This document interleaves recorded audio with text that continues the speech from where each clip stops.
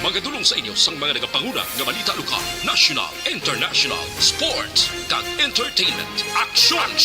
Balita Evening Edition. Kag karon ang inyo news team. Mayong gabi Metro Bacolod, mayong gabi kabugusan nga Western Visayas. Welcome sa pagpangalagad sa Aksyon Balita Evening Edition karon nga adlaw Huwebes, Agosto 25, 2022. Makita kita live sa mga official Facebook page kag sa YouTube channel ang Aksyon Radyo Bacolod kag babatian pagi sa www.aksyonradyobacolod.com.ph. Ang YouTube balita Aksyon and Defensor Lisay. Kagkaroon sa aton mga headliners, una sa mga balita lokal. 5 ka empleyado sang OPA ginpaidalom sa 60 ka adlaw nga preventive suspension. Hustisya panawagan sang pamilya ni Kapitan Dautil. Sa mga nagapanguna nga balita nasyonal, House panel ginaprubahan ang committee report nga tuyo paiway ang 2022 nga barangay kag SK election. Bulatlat ginapa-cite in contempt ang NTC. Aksyon Radyo Philippine Standard Time, alas 6:08. Detalye sa aton mga nagapanguna nga balita lokal pagkatapos lamang sa mga ini. And the winner for Digital Storytelling Best Social Media Video is John Dale Salazar, Bacolod, Aksyon Radyo Bacolod, Nurse, DHW, kag iban pa. Magluwas sa mga frontliners nga nagarisgo sang ila kabuhi sa sulod sang hospital. Nagakaangay man nga tagan naton sa pagkilala ang mga frontliner nga nagatrabaho sa sulod sang isolation facility. Ang mga doktor kag nurse nga nagarisgo man sang ila kabuhi sa pagtatap sa mga asymptomatic kag mild COVID cases. Ang mga barangay health workers nga gin-assign sa isolation facility, mga cook nga nagaluto sa mga pagkaon sa mga COVID positive. Ang extraction kag disinfection team sang syudad, ang mga utility personnel nga nagakuha sang basura sang mga pasyente. Ini ang mga frontliners kag nakit-an ko ang ila sakripisyo apisar sang manubo nga sweldo o kun allowance halin sa gobyerno. Ako si Aksyon Dale, COVID positive sadto. Naka-recover sa masakit bangod sa bulig sang sini nga mga tawo. Madamo gid na salamat sa tanan nga frontliners.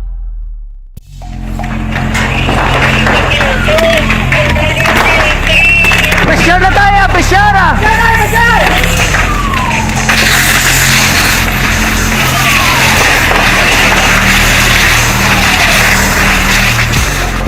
Every day is Fire Prevention Day. Gani importante nga maihibalo kita kung paano malikawan ang sunog. Yari ang pila ka mga action tips angot sa fire prevention. Sa tion nga maghalin sa balay, siguraduhon nga naka-unplug ang tanan nga saksakan. Likawan ang octopus connection o kung ang pagsaksak sang madamo gamit sa isa ka outlet.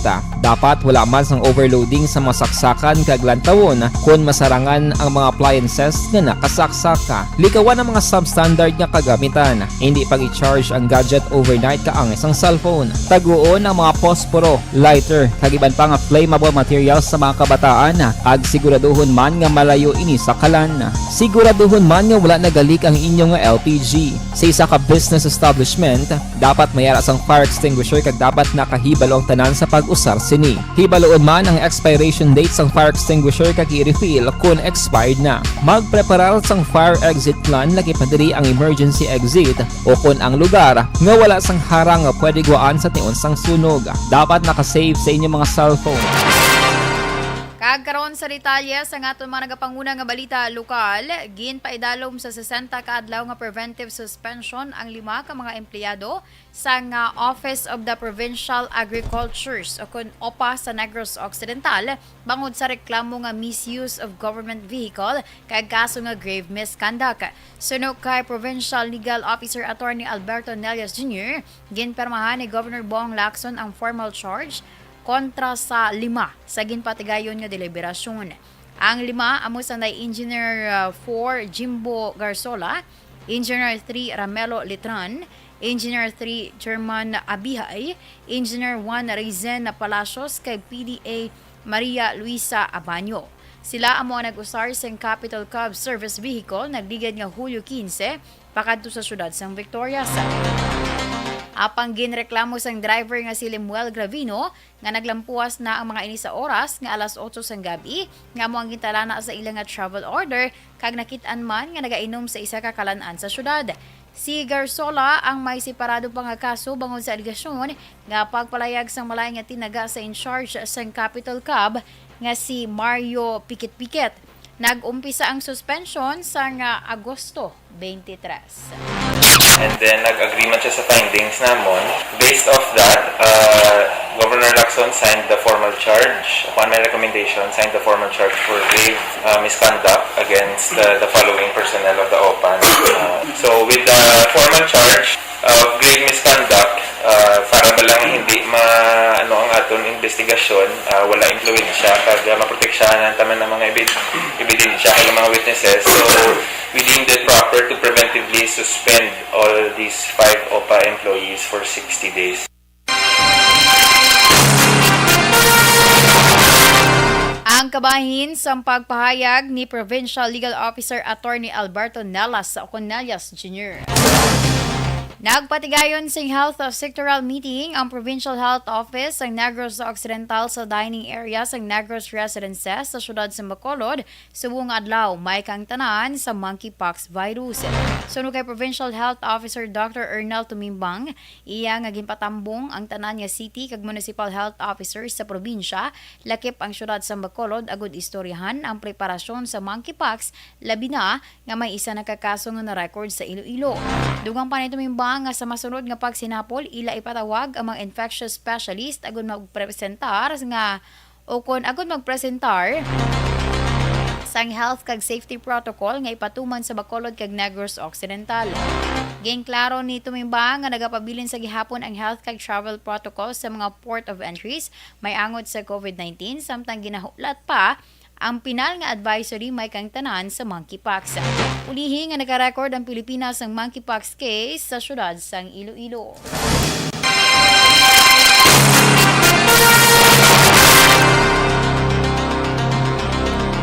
Sa iban nga balita lokal, nagapangayo sang hustisya ang pamilya Dautil sa kamatayon sa gilahimata nga si punong barangay Danilo Dautil matapos ginpatay kahapon sa Barangay Road sa Barangay Kabkab sa Banwa sang Isabela.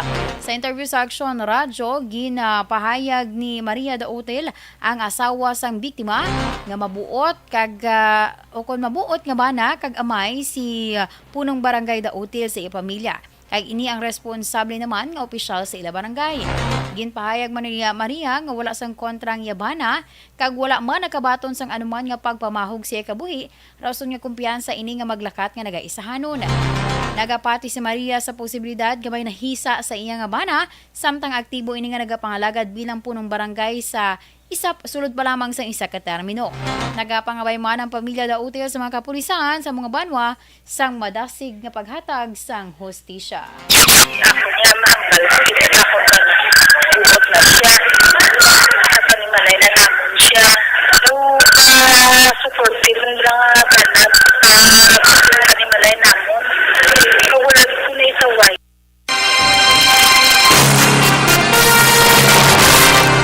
Ang kabahin sa pagpahayag sang asawa nga si Maria Dautil. Nagpabutyag man sang kasubo si Isabela ABC President Ed Pregoa matapos nahibaluan nga ginpatay si punong barangay Danilo Dautil paagi sa pagluthang.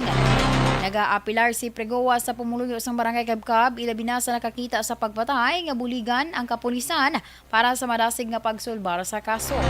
Ginatugyan na ni Pregoa sa mga kapulisan ang maidin niya investigasyon kag nagalaom nga mahatag ang hustisya sa pamilya.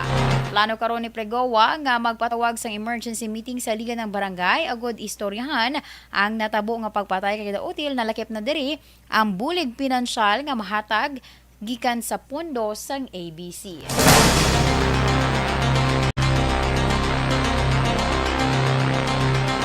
Sa dugang pang balita lokal, arestado ang isa ka notorious nga hold-upper sa matapos serbihan sa warrant of arrest sa Sitio Cubay, Barangay Bulata sa Banwa sang Kawayan, pasado las 3 kahapon.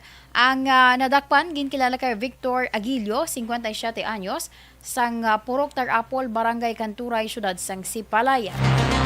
Suno kay Police Major Anthony Grande, ang hepe sang Kawayan PNP. Si Apilio ang ginakop bangod sa warrant of arrest sa kaso ng robbery nga permado ni Honorable Judge Rodney Magbanwa, ang presiding judge sa Regional Trial Court Branch 61 sa siyudad ng Cabancalan. Dugang pa ni Grande, si Aguilio ang isa sa mga ginatulo suspect sa likod sang sunod-sunod nga hold up sa banwa sang Kawayan kag kaiping nga banwa kag syudad. Ginkumpirmar man sang hepe nga may iban pa nga mga kaupdanan si Aguilio apang sa karon ginapaidalom pa sa monitoring. Nakumpiskar naman kay Aguilio ang isa ka kalibre 38 revolver kag motorsiklo. Priso karon si Aguilio sa custodial facility sang Kawayan PNP.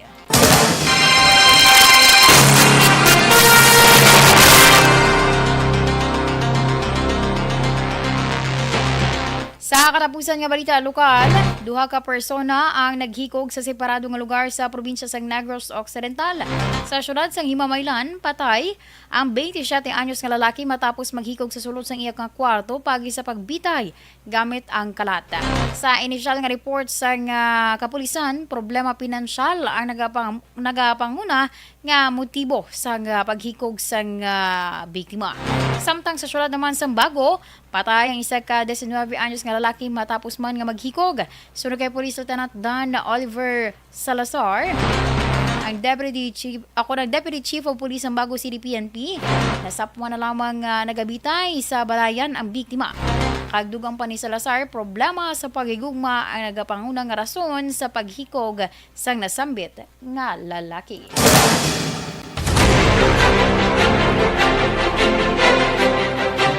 Aksyon Radyo Philippine Standard Time, alas 6:19. Santon Plus Gold, isa ka food supplement capsule nga dako mabuli.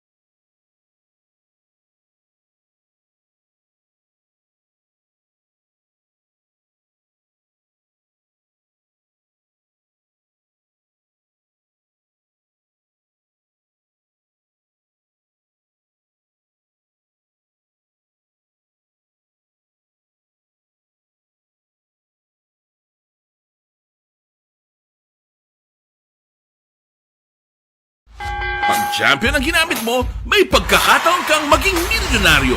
Champion na, milyonaryo pa! Ilagay sa isang papel ang iyong name, age, address, phone number at pirmahan. Ilagay sa isang white legal-sized envelope at lakipan ng alinman sa mga required proof of purchase. Kasama dito ang tamang bilang ng empty sachets, wrappers at mga pouch ng Champion Superpower Detergent at Champion Antibacterial Fabricon. Sa labas ng envelope, ilagay ang promo title, ang POP na ginamit at MBC station na yung pinakikinggan. At ihulog ang iyong entries sa mga drop boxes na makikita sa iyong mga favorite MBC radio stations. Mas maraming entries, mas malaki ang chance mong manalo. Mamimigay kami ng 1 million pesos sa ating grand draw at libo-libong piso pa in cash sa mga weekly draws na magaganap sa mga MBC radio stations nationwide. Champion na, milyonaryo pa. Champion, tapat po sa inyo. Brought to you by Champion Superpower Detergent with X-Stain Technology at Champion Antibacterial Fabric Conditioner. Dakop ka, daog ka, roleta promo sa Aksyon Radyo Bacolod. Sana all. Dakop ka, daog ka, roleta promo sa Aksyon Radyo Bacolod. Oh my God! Magpamati sa Aksyon Radyo Bacolod sa on-air man o kun sa Facebook. Ang madakpan nga nagapamati, hatagan sang coupon. Kung magabutan ang numero sang imo nga coupon, gilayon magkadto personal sa Aksyon Radyo Bacolod Station, dala ang imo nga coupon para magpatiyog sang dakop ka, daog ka, roleta. Wow! Congratulations! Sa mga magabutan sa mga programa sa Aga, Tubtob sa Udto, Aksyon Reports, First Portion, Aksyon Balita Morning Edition, Aksyon Hotline, Drama, nga Barangay 684, Umbra, kag This Is My Life, Aksyon Balita Banat Bulig, nga taga-syudad sang Bacolod. May tubtob lang kamo, las 5 sa hapon, sa pagpadulong sa istasyon. Ang mga magabutan sa mga programa sa hapon, kag gabi nga programa, kaangay sang This Is My Life, drama nga mensahe sang pagtigugma, timbangan sang katarungan, kag puwerte nga ability. Aksyon Reports Afternoon Edition, Aksyon Firing Line, kag Aksyon Night Patrol, may tubtob las 12 sang masunod nga adlaw nga makapadulong sa istasyon. Ang mga magabutan nga taga-Banwa kag syudad sa Guasang Bacolod may tubtob las 5 sang masunod nga adlaw sa pagpadulong sa Aksyon Radyo Bacolod Station. Ang mga premyo gilayon nga makuha kag madala pa uli. Ang promo magasugod sa Agosto 15, 2022 tubtob Setyembre 17, 2022. 5 kasiman ang promo kag mayara sa duha ka winner sa kada adlaw. Lunes tubtob Sabado o kon kabilugan nga sa 60 ka mga tagdaog. Ano bala ang mga papremyo nga nagahulat sa inyo? Cash, gift check, appliances, cellphone, kag bugas. Gani ano pa ang ginahulat nyo? Magpasakop na sa Dakop Ka, Daog Ka Roleta Promo sang Aksyon Radyo Bacolod. Ang pwede makapasakop dapat nagaedad 18 anyos pasaka. Isa lang ka beses pwede makadaog ang isa ka persona sa sining promo. Diri lang sa Dakop Ka, Daog Ka Roleta Promo sang Aksyon Radyo Bacolod. Per DTI Fair Trade Permit Number R6 Negros Occidental 045 Series of 2022. Hi, ako si Boy Duran, kaya I've been with Aksyon Radio for almost mga 27 years. I'm Aksyon Artay Kupon, anchorman of Aksyon Hotline program. I've been in Aksyon Radio for more than 15 years. Hi everyone, I'm Wilma Antopina Sugaton. They call me Tito Wilma. I've been in Aksyon Radio Bacolod for almost 2 decades. Ako si Rex Cantong, News Director at the same time Program Director sa Aksyon Radio Bacolod. This is our 53rd anniversary story. Sa nagapadayon nga pandemya, hangkat para sa pungsod Pilipinas ang budget nga kinahanglan sa mga programa agon mapunggan ang paglaton sang COVID-19. Apang bulan sa Agosto nagwa ang balita. Si Castillo gid man ni ang napatay ni kitindala mo sa mga pasunib lan. Anong narabutan niyo sa investigasyon, Sir Man? Pagbinuhan ay tiro sa mga katapusang PDEA kag PNP. Klaro ni nga misencounter gid ni. Apat ka mga persona napatay sa naglutad nga shootout sa tunga sang Pag champion ang ginamit mo, may pagkakataon kang maging milyonaryo. Champion na! Milyonaryo pa! Ilagay sa isang papel ang iyong name, age, address, phone number at pirmahan. Ilagay sa isang white legal-sized envelope at lakipan ng alinman sa mga required proof of purchase. Kasama dito ang tamang bilang ng empty sachets, wrappers at mga pouch ng Champion Superpower Detergent at Champion Antibacterial Fabricon. Sa labas ng envelope, ilagay ang promo title, ang POP na ginamit at MBC station na yung pinakikinggan. At ihulog ang iyong entries sa mga drop boxes na makikita sa iyong mga favorite MBC radio stations. Mas maraming entries, mas malaki ang chance mong manalo. Mamimigay kami ng 1 million pesos sa ating grand draw at libo-libong piso pa in cash sa mga weekly draws na magaganap sa mga MBC radio stations nationwide. Champion na! Milyonaryo pa! Champion, tapat po sa inyo! Brought to you by Champion Supra Power Detergent with X-Stain Technology at Champion Antibacterial Fabric Conditioner. Dakop Ka, Daog Ka Roleta Promo sang Aksyon Radyo Bacolod. Oh no! Sana all. Dakop Ka, Daog Ka Roleta Promo sang Aksyon Radyo Bacolod. Oh my God! Magpamati sa Aksyon Radyo Bacolod sa on-air man o kun sa Facebook. Ang madakpan nga nagapamati, hatagan sang coupon. Kung magabutan ang numero sang imo nga coupon, gilayon magkadto personal sa Aksyon Radyo Bacolod Station, dala ang imo nga coupon para magpatiyog sang Dakop Ka, Daog Ka Roleta. Wow! Congratulations! Sa mga magabutan sa mga programa sa Aga, Tubtob sa Udto, Aksyon Reports, First Portion, Aksyon Balita Morning Edition, Aksyon Hotline, Drama, nga Barangay Size 84, Umbra, kag This Is My Life, Aksyon Balita Banat Bulig, nga taga-syudad sang Bacolod. May tubtob lang kamo, las 5 sang hapon, sa pagpadulong sa istasyon. Ang mga magabutan sa mga programa sa hapon, kag gabi, nga programa, kaangay sa...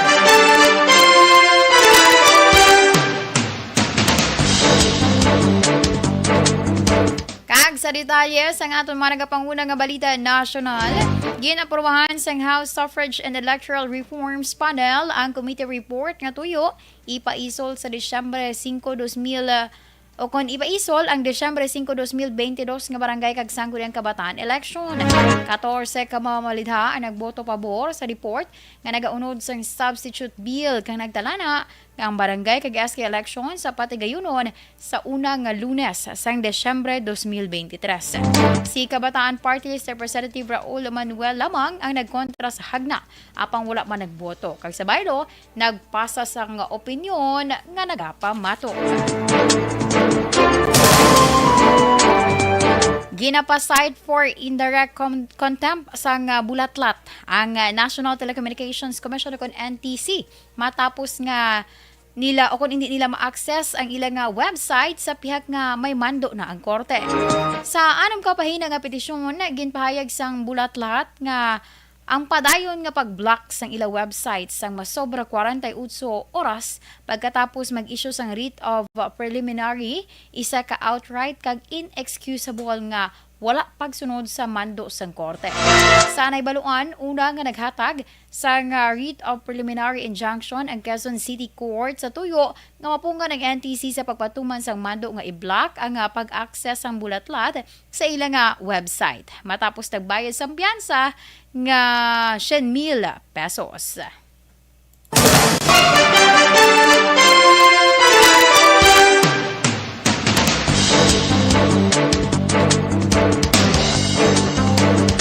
Nangabay sang pondo ang Department of Transportation o DOTR para sa pagpadayon sang libre sakay program sa masunod nga tuig kag insentibo sa public utility vehicle o PUV drivers subong man mga operators nga nagpartisipar sa inisyatibo. Sa hearing sang House Committee on Transportation, ginpahayag ni Transportation Undersecretary for Road Transport and Infrastructure Mark Steven Pastor nga nag-request ang DOTR sang 12 billion pesos para sa service contracting program para sa 2023. Apang ginpahayag ni Pastor nga wala ini malakip sa National Expenditure Program o CONEP.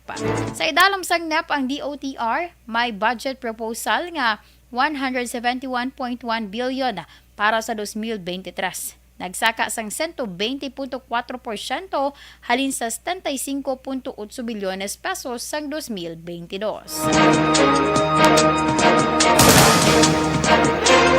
Ginumpisahan na sang Senate Committee on Constitutional Amendments and the Revision of Codes ang posibilidad nga pag-amyenda sa 1987 Constitution. Ginpahayag ni Senator Robin Padilla, ang head ng komitiba, nga magapabilin ini nga bukas sa mga opinyon kag proposals nga ipresentar. Samtang nagpaambit man sa pila ka amendments si Christian Munsod nga isa sa framers ng 1987 Constitution. Suno kay Munsod pabor ini sa tandem voting para sa presidential kag vice presidential candidates kag magpatigayon sa runoff election sa mga sitwasyon nga ang boto sang duha ka posisyon ang hindi maglayuay.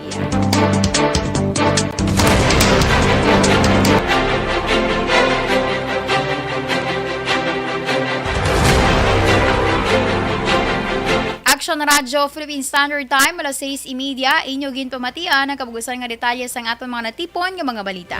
Diri lamang sa Aksyon Balita Evening Edition karon nga adlaw Huwebes, Agosto 25, 2022. Sa liwat ang inyo tagbalita Aksyon and Defensor Lisay. Una sa balita, una sa Aksyon sa Bacolod Aksyon Radio.